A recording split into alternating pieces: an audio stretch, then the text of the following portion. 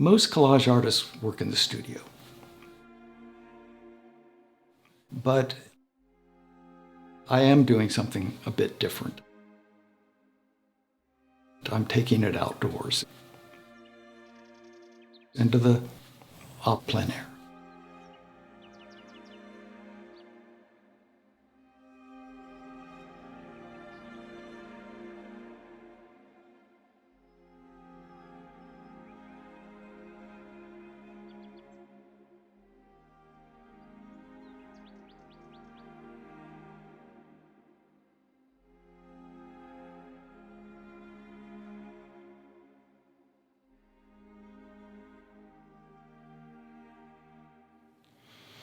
I'm John Andrew Dixon. I'm a collage artist, and that means I work with paper. I suppose that I always thought of myself as an artist, and I don't think I can remember when I didn't make collage, but it didn't really become a passion or a serious pursuit until later. But I think I always knew that I wanted to grow up and be an artist. I didn't know what that meant. I didn't know how an artist really made their living, but I knew it was something I wanted to do, and I made my way into the applied arts. I don't think it was a conscious choice to focus or isolate being a paper artist. I always collected paper. I was an illustrator, so I built a morgue of collected tear sheets and what I call scrap in my own studio, and that eventually became ingredients for my collage. I want the paper to be the star of the show. I have a lot of influences and a lot of inspirations, nature and music and art history. And I was always fascinated by the painters who worked outdoors. And something triggered this notion that I could take collage outside.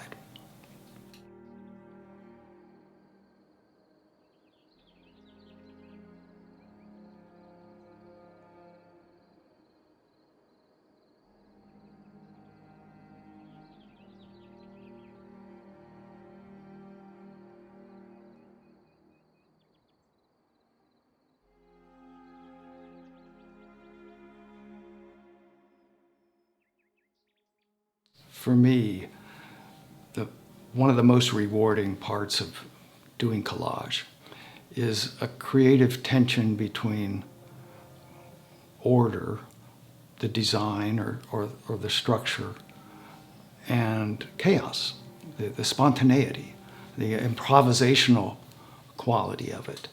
And I've taken what I've learned in the studio, and especially working small, where I find that to be the most stimulating way to work, and to bring it to my landscape miniatures, which I try to complete as much as possible on location, but then to come back and do some finishing touches in the studio.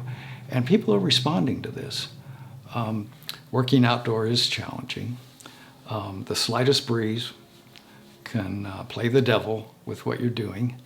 And so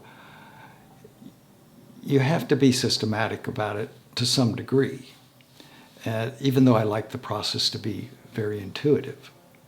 You can't work in hats blowing off weather or in rain, but I found a way to overcome a lot of those challenges with a system. And it allowed me to focus more on what was really happening, which is seeing what was before me and to interpreting it. And so when I began to get more past the physical challenges and logistical challenges of working with paper outside, it became more like painting with paper. And that's what I try to achieve. It even inspires me to maybe take doing this into the colder weather. And I think of Rockwell Kent going to Greenland, and there's really no limitations if you're up to the challenge.